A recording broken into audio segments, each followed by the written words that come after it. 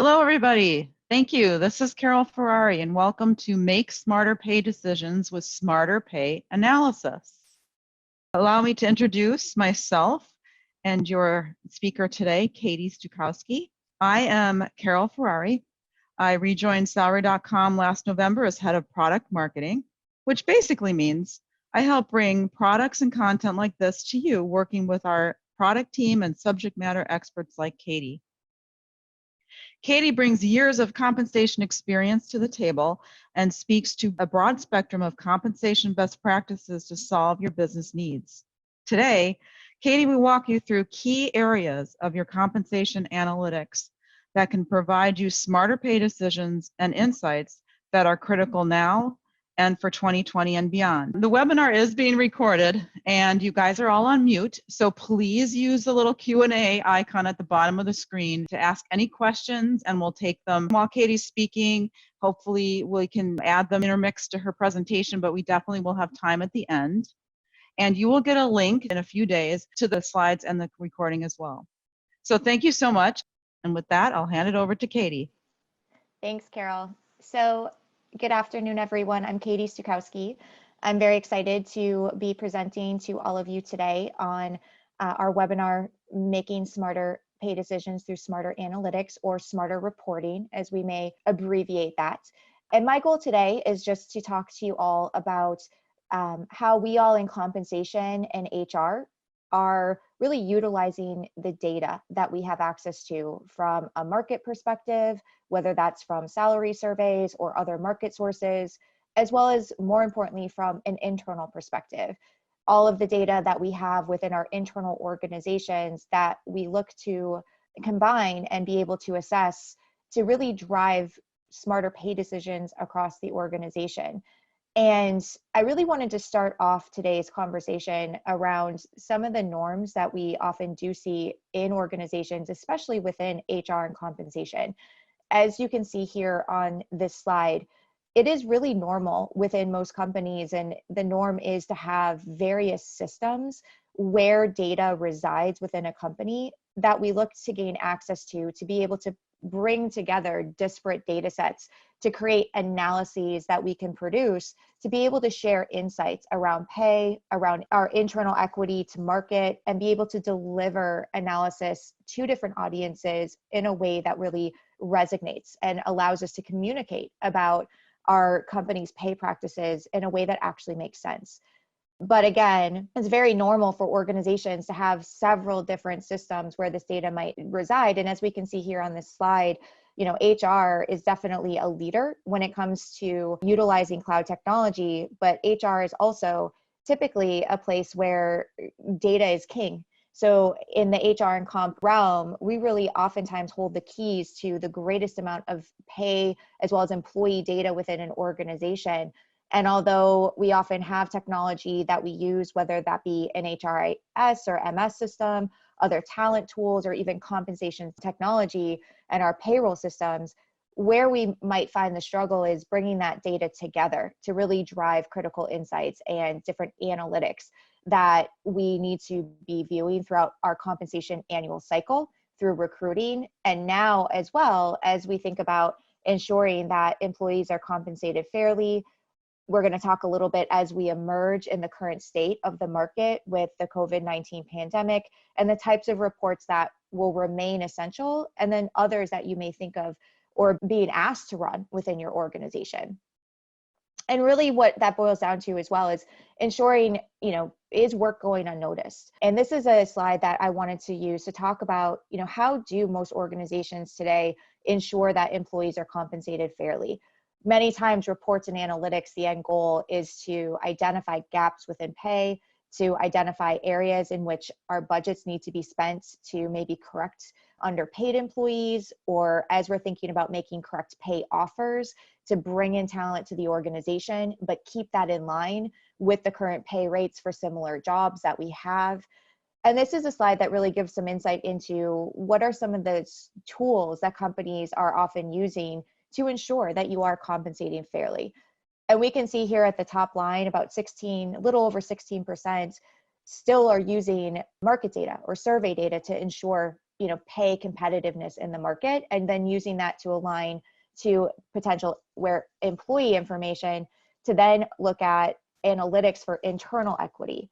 But again, as we are thinking about how we're using or ensuring we're compensated fairly, oftentimes where we find ourselves is in spreadsheets or pulling data again from these various systems to try to produce these insights, and really having a lot of tactical work at our fingertips. Or again, are there areas that are going unnoticed because we just don't know the correct reports, or we don't have the right tools or even the right data at our fingertips to make sure we're focusing and honing in on those insights as well.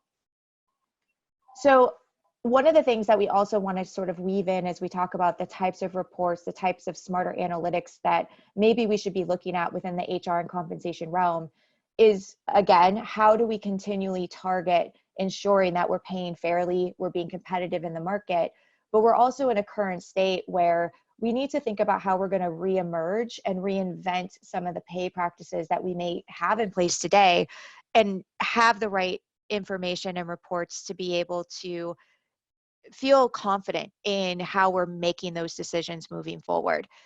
What you're seeing here on this particular slide is some of the results that we collected from our COVID-19 impact compensation survey. You can see here that there are going to be some shifts that companies are thinking about as we reemerge and need to rethink our pay practices based off of the current state of the market. We can see here that of the results that we collected, about 20% of organizations are eliminating or at least postponing merit increases. In the past few years, we've seen a great trend of trying to identify that critical talent or performance-based identifiers to understand where increases should be spent. And that may be something that in this current state we are postponing, but as we reemerge, we'll have to rethink and relook at and understand maybe where those increases will potentially be given, and will the populations or incumbents that receive them change. We also see that greater than 30% of organizations are expecting to potentially lower their market reference points. So as we think about market competitiveness and maybe the data that we're sourcing and using to accurately price out jobs and create what we think the competitive rate of pay would be within our organization, there may be roles within the company that market rate lowers for a while. And we need to think about data or the analytics we have to help us accurately assess that as we are thinking about such changes. Again, 21% are potentially reducing variable pay. So what might be the new types of pay processes and pay practices that organizations will be instituting? And then about lower than 10% may actually reduce some pay overall from a base pay perspective. So here are some areas we're going to cover today as we think about where our data resides in an organization, trying to bring that data together. Again, critical insights that we might want to think about running from a reporting or analytics perspective to ensure we're paying both competitively and fairly. And as we saw on the previous slide, weaving in how we may think of some of the changes in the market currently and how we may have to reinvent some of those pay practices we've had in place, and how we're going to go about accurately identifying where those changes should or may need to be made, and how we have the correct insights to then communicate those different pay changes or strategies moving forward. These are some of the groupings and buckets we're going to talk about today from an analytics and reporting perspective. We're going to definitely hone in on the external competitiveness, how we may be thinking of using market data, those of you that source surveys or other information, how to think about finding the correct data to understand going rates of jobs. Within that as well, we'll think about potential hot jobs and our skills changing the rates of pay for certain roles, and will that change as we think about the current state of the market as well. We'll look into internal equity, things such as reports. Are you thinking about compression? Are new jobs being hired in aligning with the current rates of pay you have within an organization? Maybe you're in a state where you're postponing hiring for a while, but there are still maybe potential areas internally that you might need to be able to assess. Do you have subordinates that are paid more than maybe some of the management level roles within your company, causing internal equity or compression issues? We'll be talking about critical talent that maybe need to be identified. So as you need to retain talent, even if not hiring in this state, How do you look at those individuals and understand how you maintain them in your organization so they don't pose a potential risk, as well as defensible criteria to think about pay across gender, ethnicity, and so forth.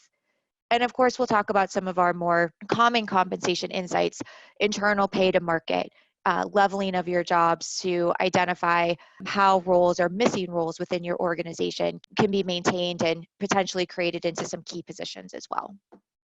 So let's talk about some external competitiveness to begin with. Oftentimes, when we think about external competitiveness, one of the first areas that we need to identify are, do we have the right data at our fingertips to be able to accurately price jobs? And as we saw on one of the starting slides, over 16, 17% of companies, in order to ensure they're paying fairly, are still looking at some form of salary or market data to be able to assess what is the pay rates for jobs and have the data that they need to have confidence in explaining to their internal employees or new hires what the rate of pay is for that particular job. Oftentimes, salary surveys are brought in. Maybe you are participating in surveys, managing that data in Excel. Maybe you are using some sort of aggregated database or even any sort of crowdsourced data. But the idea is, do you have some form of data at your fingertips that you can turn into a report that helps you quickly identify what is the actual job that you are looking at in your organization, making sure that the duties, the actual summary of that role align with your internal assessment of the role, as well as potential competencies or skills that might be linked across that position as well. The goal, of course, with using data and having this type of report is to also understand what is your actual target for pricing the job and what is the going rate of pay for that particular position. And as we start to see changes in the market, maybe your internal process is to target a lower percentile. Maybe you've continually priced at the 50th and might need to look a little bit lower if you are in that grouping that might need to target a lower market reference point. Or as new jobs are now becoming priorities, or as we'll see on a slide down the line, may even potentially become hot jobs where those skills, maybe in manufacturing, maybe there's roles now where hazard pay might be aligned with that type of position. Are you also thinking about whether you have data to help adjust those factors to be able to understand premiums that might be given if that role is now a new competitive position that may not have been before, or you need to adjust some of the levels of pay or looking at hazard pay and so forth? So one thing to think about that we're seeing as well is salary surveys still being a huge norm in helping to create this type of report, but also looking at data that might be more up to date, something that instead of being published once a year, you can go in and look at monthly, maybe even real time. And even here, we offer data insights such as that, or maybe other places to go to, but to have that data and those reports at your fingertips to really make sure that you are still assessing your jobs and aligning them competitively to the market. Oftentimes, that's the first step as well. As we think about external competitiveness, aligning that data and what your new target philosophy or consistent target philosophy for pricing is against the internal employees who currently live within those roles. Oftentimes, organizations might group jobs by family or function, looking at various levels within your company. And one of the critical ways we need to think about analyzing our data is not only are our jobs being accurately assessed to market, but then looking at the employees within those roles to ensure that they are also in line with what the market target is for that particular job as well. We often see many organizations wanting to do either a market index review or a comp ratio review to be able to quickly identify jobs that are falling below what market threshold that they would feel comfortable with, and be able to go in and understand where that internal pay to market sits to start thinking about if they have budget or where your employees might need readjustments in pay, or if changes in pay are going to need to be made within your organization. Do you have that data readily at your fingertips to think about where that will be implemented in your company and who will be impacted by those changes to produce the insights needed for managers to communicate more effectively and be able to have those conversations with the employees within your organization as well? Visual analysis also can go a long way. Oftentimes, organizations may try to run visual or even dashboarding reports out of your current HRIS.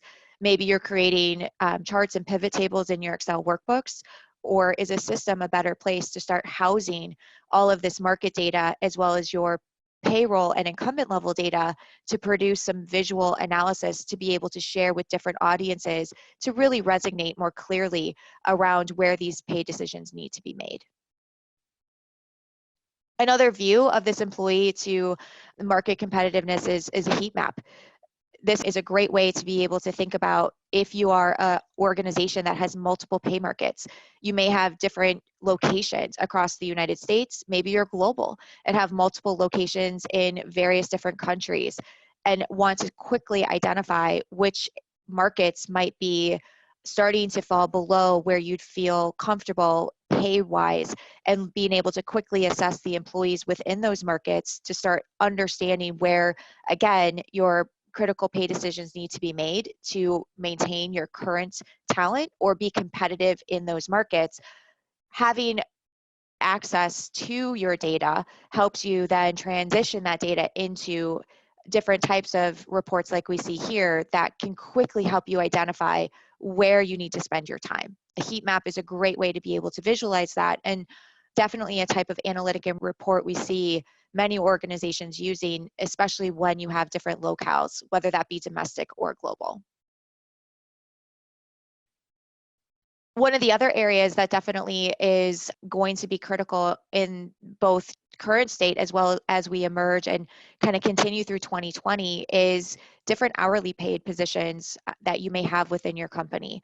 Are you prepared to understand what changes may occur in minimum wage? Maybe certain states will freeze any upcoming changes they may have at the minimum wage target during this sort of pandemic that we're in, but that will once again be loosened, and definitely something that many organizations are looking to get a handle on. Do you have the right reports? Do you have the right data at your fingertips to be able to think about what are the current changes of minimum wage, maybe at the state level, the metro level, even down to the very localized zip code level within different municipalities, as well as are there future changes that are coming about, and how might that impact the current incumbents that you have, and are you ready to implement those changes and have the budgeting dollars available to realign the minimum wage for those particular employees when the changes get passed within the different areas across the country?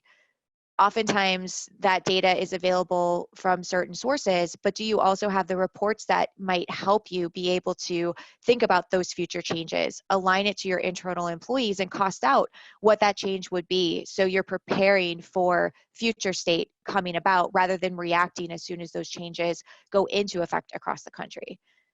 Again, another area that we publish here as an organization when we think about the actual pay changes and of minimum wage, as well as projecting the future changes as they come about, and something that as you're thinking about those hourly incumbents within your organization, where are you able to get a handle on that data? And definitely something that's going to be as important as it is today as in the future as well. We talked about external competitiveness a few slides back, but one thing that we have seen, especially over the last year, and now as new jobs might kind of fall into this bucket, are hot jobs.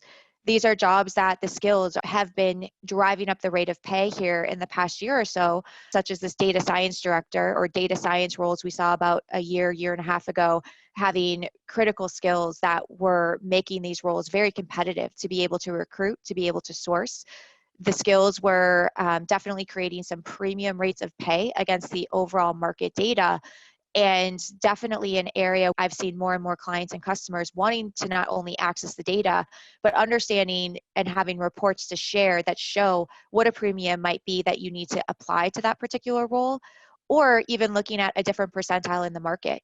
Oftentimes for hot jobs, a premium could be applied to make sure that you are being able to attract the right talent in that position to come into your company, or maybe looking at a higher percentile in the market to align pay correctly to be able to be competitive as those jobs are aligned with sort of this hot job concept. This is also something, as we think about changes in the current environment, roles that may never have been classified, or the skills maybe not driving up the rate of pay before, may definitely be hot jobs here for a while, and need to understand, is there a new pay impact that we need to think about? And is that something I can easily assess within my current reports? Am I able to easily drop in a premium to be able to see, and do I know what that premium might be? So another type of analytics that we really need to be thinking about both today and as we think about new roles or the types of industry you may be in as an organization, and being able to bring all of that data together. Not only looking at what is that new market rate that you may assign to that job, but do you have employees within those positions currently, and how are they comparing to that role or to each other? Again, to kind of eliminate what might end up being some form of compression issue that we'll look at here in the next few slides as well.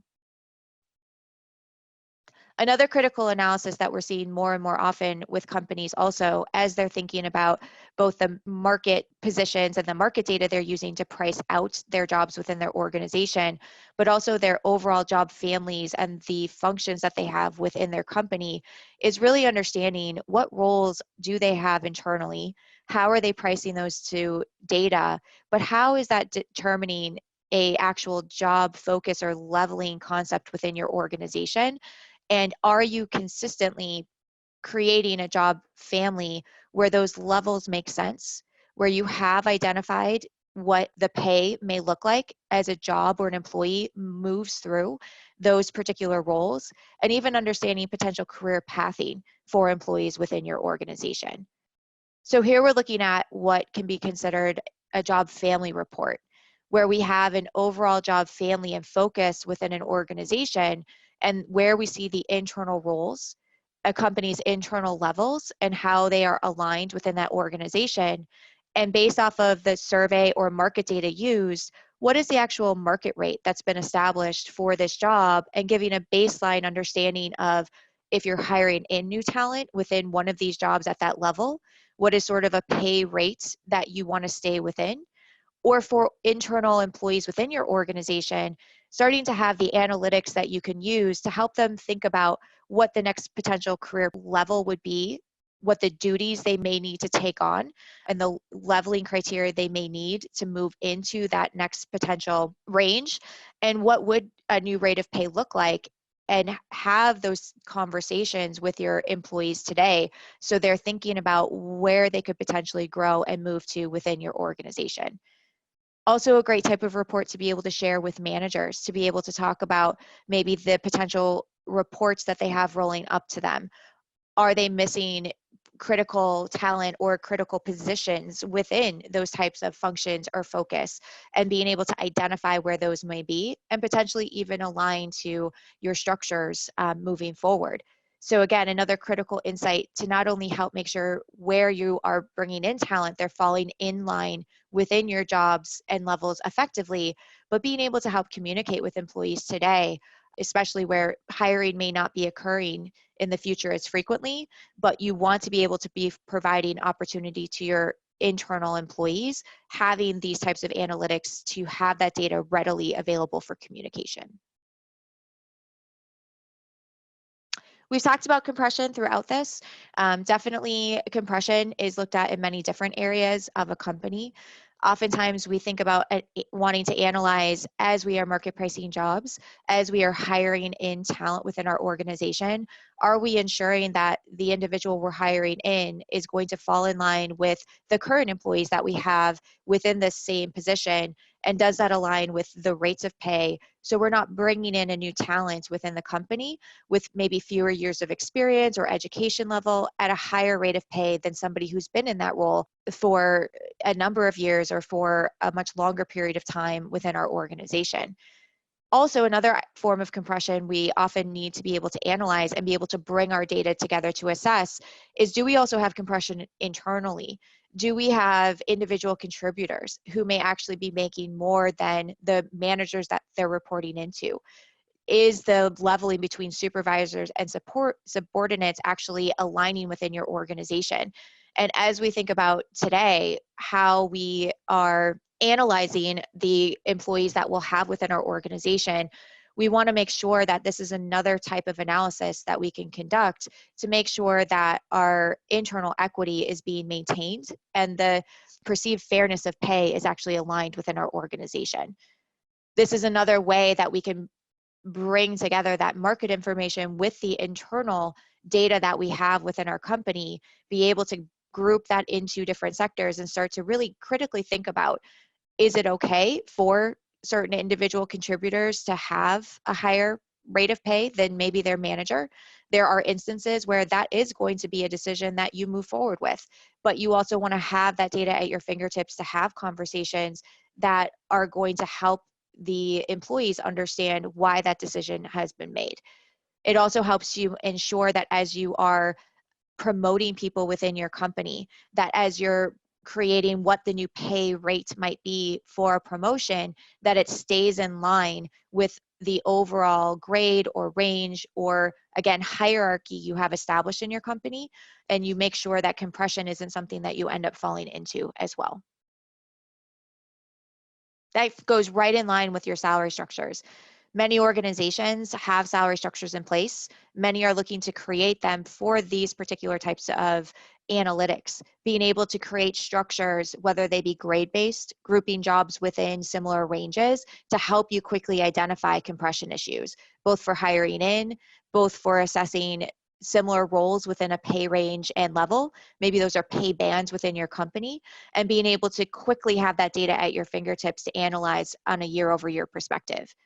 Many organizations are looking to build out pay structures, whether that be market reference ranges, using the market pricing that you have to develop a range of pay across that particular role. Very common, especially across skilled or hot jobs within an organization that tend to move more swiftly, or looking at your more traditional graded approach. Do you have the capabilities in your systems today to be able to help manage this?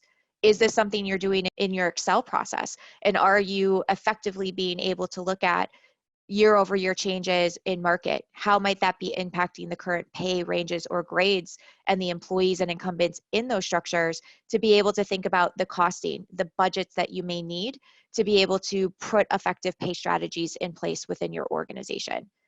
If you're an organization that might be freezing any sort of promotion or merit increases this year, are you still looking to ensure that the jobs within the range are still aligned with where they need to be as well? And as we emerge from this state where some pay practices may need to be frozen for a while, do you have the data and the reporting available to you to then look at what the current state against where you want to model to be as we reemerge? Do you understand what jobs might be most impacted? What employees may now need to be reassessed to be able to, again, move back into a position of merit or back into a base pay position to realign them with market? And are you being able to assess that and have the reports you need very quickly? We've talked about targeted offers throughout the overview, but oftentimes what we see for organizations wanting to start using systems, being able to have more reporting available, is also ensuring they're making the right offers. This is something that is still just as essential today as it will be here in the next few months. There will be roles that need to be brought into the organization. Are you actually creating the right offers to be able to ensure that you're bringing in the right talent to your company? There are many states where asking their current rate of pay is no longer allowed to be able to set what you would consider the right offer to bring a recruit or a new talent within your organization. So do you have the right reports at your fingertips, the right data to be able to help recruiters understand what the offering range would be for that particular role? Again, do you have the right data and do you have the right reporting available to think about if you were to promote an employee, what would the new range of pay be from their current role to the next? And be able to make the right offer to ensure that that employee understands that the pay is aligned with the new competencies and skills and duties that they'll be taking on, and have confidence that that pay is fair based off of the promotion that they're looking to move into within the company. Again, greater insights, having reports available at your fingertips to make sure that this is tying back to being competitive. This is tying back to that internal equity and fairness of pay. do you understand what those offers should be, whether it's bringing in talent, whether it's promoting talent, and helping align and communicate that with your recruiters, with your hiring managers, so everybody's on the same page within your organization. We talked about, again, in current states, there definitely may be a freeze for many companies in doling out potential merit increases. But also, as we emerge from this, do you have the types of reports that you need to think about the costs or budgets that you would request or provide insight to your managers against? Are you able to think about performance as a factor to tie with a pay range if you're developing a salary structure as well, to understand what the potential impact would be if you are suggesting a certain percent increase to those employees? Are you doling that out based off of performance thresholds or other critical identifiers? Definitely a report that can be very useful in helping to give suggestions to managers and put some guideposts around if increases will be given, and as we reemerge and need to think about, again, potential pay increases and maybe even the performance or talent approach to that, do you have the reports and analysis readily available to provide guidance, to be able to think about who in your organization might be receiving those types of increases, and maybe moving away from sort of a everyone across the board gets an increase to thinking about critical talents as maybe a driver for increases is that if they're come about in the future. One of the other areas that definitely we want to think about as we think about critical analysis is pay equity. There are a number of different ways to think of pay equity and doing equity analysis within an organization. As legislation shifts within different states, when thinking about pay equity laws that you need to align to, definitely needing to be aware if any of this employees that you are interviewing or that you have in your current organization, ensuring that what you are assessing is in line with new legislation. Are you asking the correct questions to stay in line, but also looking at the correct data sets to identify if there are issues that need to be right-sized within your organization? Here's sort of a checklist to think of as we talk about pay equity analysis within an organization, and that could be around defensible targets such as gender, ethnicity, age, thinking about your critical talent as well. Are you actually training your recruiters to be able to ask about their current salary history? Again, we talked about in some areas and in some states, this is no longer something that can be legally done. So are we thinking about the training and the implications of that?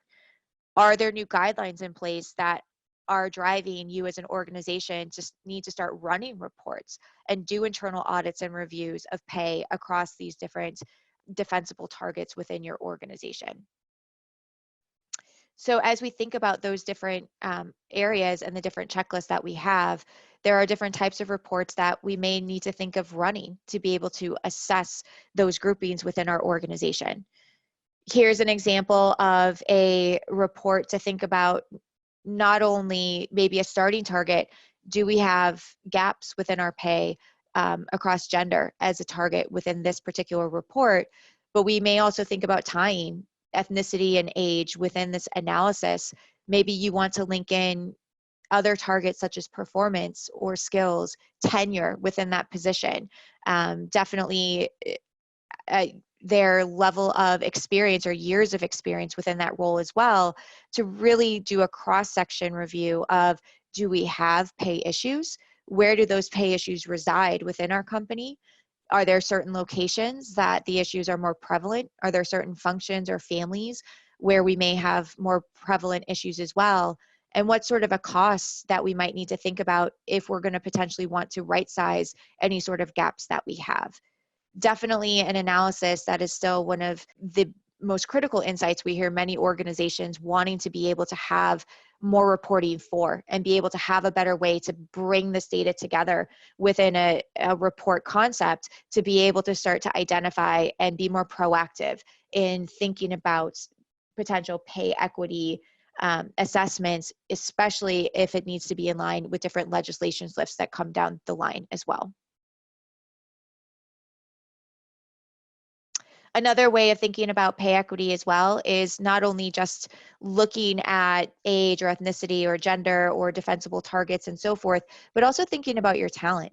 We mentioned flight risk at the beginning. Flight risk can definitely be a very detailed type of report within an organization, but also just thinking about your critical populations. Especially right now in today's current state, there may be certain talents that we need to preserve within the organization to ensure that our companies are running smoothly. There may be certain employees that we need to make sure that we're retaining as we start to think about the new pay shifts that we might need to implement, or maybe we're going to remain as status quo. And we need to be able to quickly understand who those incumbents are. Again, maybe tying together some critical criteria such as performance, maybe looking at performance tied with the market index to ensure that they're being paid fairly to market. Maybe you do have a structure approach and you want to tie performance with a comp ratio as far as where they sit to the midpoint of the salary range you have in place. Do you have different areas within your geographic locations or subsets of jobs within your company where you may have more critical talent that you need to assess? And do you have different thresholds that you would consider a dire or the area that would trigger you to want to audit and review that data? Another example of a report and analysis that is very popular today, but is definitely going to, and we're seeing emerge as more and more requested type analysis that we can easily bring to our fingertips. So again, we're thinking about the budgets or that we may have, where we may need to shift our pay strategies, tying that data to that, and then thinking about the talent that's being impacted and where we're implementing the most strategic and best pay decisions across the organization as well.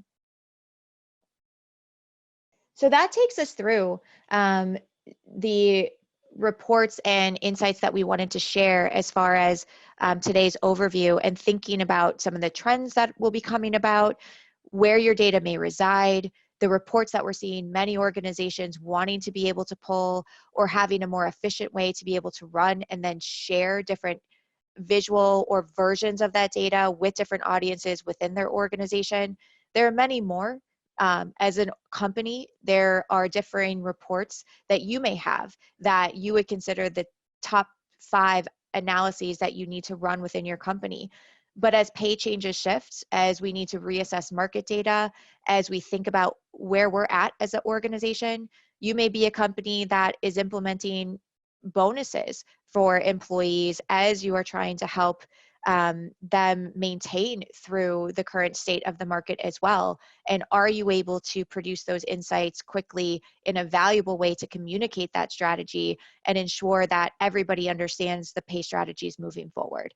So reports are critical, whether it's for HR and compensation to take all of the data that we often have at our fingertips and make sense of that, but also just as important to be able to communicate those strategies and be able to present that data in a way that makes sense to the different audiences that we need to be communicating with, whether that's senior leadership and executives, whether that's the managers who need to be communicating pay to their direct reports. The different types of reports and analyses that you have can make a huge difference in how your organization understands your compensation philosophy, understands your compensation strategy, if you'll be making changes to that moving forward, and having confidence in the perceived fairness of pay within the company, as well as your market strategy moving forward. So that said, I'm going to flip to Carol and see if we had any questions come through that we want to answer here on this overview. And then, of course, any questions that may come about after. This webinar was recorded and we will be providing the slides as well. We can definitely answer at a future date. Thanks, Katie. Awesome insights. I do have some questions, or we do have some questions. The first one I can take. It was, if I want to get a copy of the COVID-19 Pulse survey, can I get one? Yes, as a non-participant, you can get an overview of the survey results. Probably the easiest way to do that, you can reply to the email you got from the webinar, or you can actually go to our website and go to salary.com/contact and fill out a form for that. The first question we have is, Do you recommend doing a compensation analysis now and then at the end of the year? Or if I did it now, what do you think I should focus on? Now, you did answer a little bit of that, Katie, but I'll ask the question in full context. Sure. So again, I think the answer would vary for every organization. I think it comes down to, as a company, are you thinking of making some pace changes within your organization? Some companies right now are moving forward as normal, and they will most likely do their compensation study throughout their annual cycle, as they typically do. As new surveys come in, as new market data will be updated, as they're seeing shifts in the year over year market rates against their jobs and so forth. But definitely, if you're in a state where you may be thinking of making some pay decisions, or you've already gone through that process, doing a study right now, especially on those roles that might most likely be impacted at a greater level, would make sense to just at least ensure that you have the right data and the right information available to answer questions and create confidence in for those employees or jobs that may be impacted.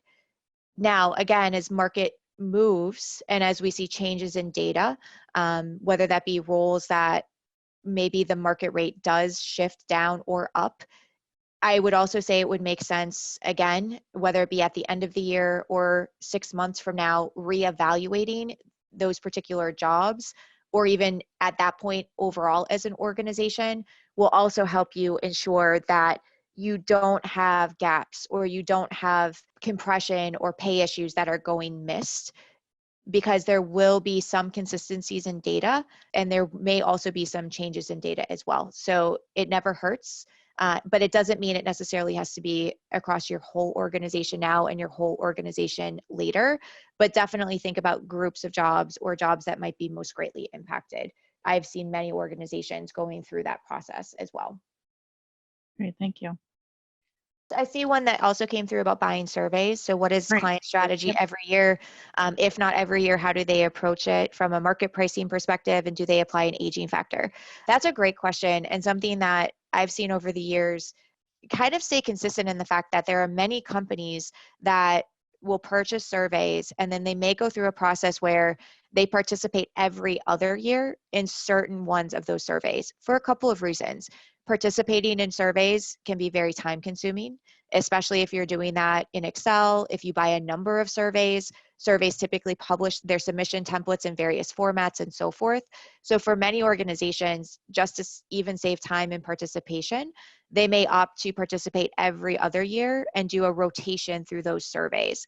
When you do choose to do that, because it can also save your survey budget, definitely think about maybe aging that survey you didn't participate in for that year. So you still are doing an assessment of year over year market changes against your market reference points, and maybe thinking about what is a threshold that if jobs fall within, that those are the roles you'd want to go in and reassess to make sure that the matching and the market rate is still where you want it to be. But definitely from a best practice, you wouldn't want to age your surveys further out than maybe just that 1 year period. So going 2 or 3 years and just maintaining that same survey, just aging it every year forward, would definitely give you too much variation in your data. But I've definitely seen many organizations buy surveys 1 year, maybe then rotate, not participating the following year and aging it forward, so they can still do a year over year assessment against their market reference points, and being able to think about the positions that moved in a certain threshold that they can go in and audit and make sure that there weren't any huge changes in that particular sample of that survey or the matches that you've used, and make sure that you're still keeping your market rates in line with where they need to be. Now, on the flip side, you may also be using data that is updated more frequently. You might have a data set that's updated monthly, or even some crowdsourced data out there is updated sort of real time. Oftentimes those data sets don't require participation, and that would give you some flexibility to look at data more often and more frequently, and not need to participate, but still have access to that information as well. So another strategy that we've seen organizations move to or combine with some of their current survey sources. Thank you, Katie. The next one is one of my employees thinks their pay is unfair. Do you have any tips or what analysis I should do to look at? Sure. So I've never met an employee that thinks they're paid enough. So that's one thing I will say. I've never had anybody walk in and talk about the fact that they think they're underpaid. I should restate that, think they're underpaid.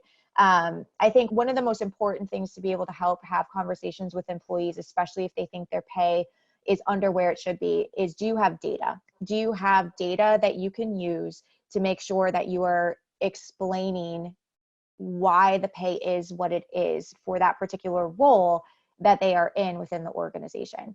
And that could be market data. So did you market price the job? And did you ensure that you market priced it based off of not the employee, but the actual duties and responsibilities of the role? Do you have the data and then your philosophy of where are you trying to aim in market? The most common is the 50th percentile, so right in the middle. And also, are you factoring in to your pay decision for what that job is worth in your company? Things like, where are you at geographically? What type of company size are you? What type of industry are you? Which is always going to impact the rate of pay for that particular role. Those are criterion that oftentimes employees don't think of going into how you've established pay in your organization.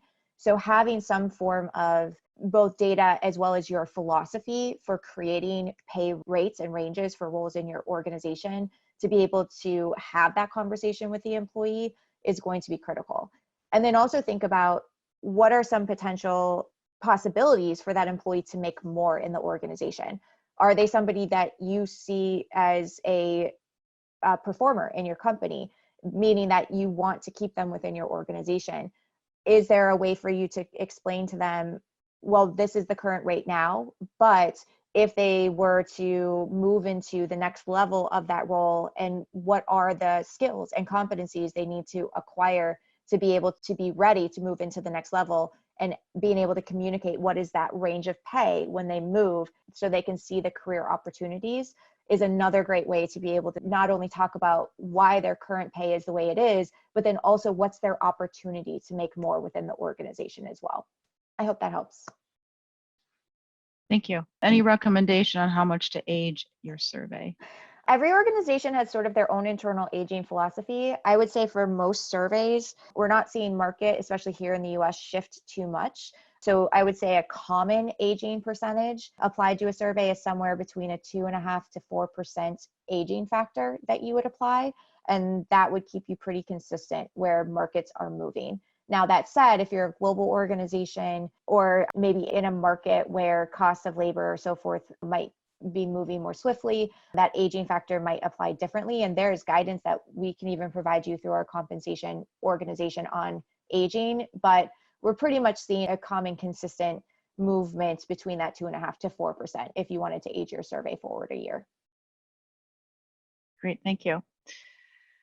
How to have a conversation with a leader that wants to bring in an external talent at a rate much higher than existing talent. Gee, that never happens, huh? I think the same goes to the employee conversation. Visuals always help with leadership, and budget. Money talks. So if you definitely have, I think that's where too we get a lot of requests for reporting for senior leadership. I think that's one of the biggest things I speak to clients about often is having the types of reports that they can use to help communicate with senior leadership and present data in a way that helps them see why the pay process or the comp strategy you've implemented is the way it is, and how differing budgets would impact that. So definitely, again, because we're talking about reporting, is there a report that you could pull off your salary structures? Or again, combining that with, is the rate of pay for this job be a premium?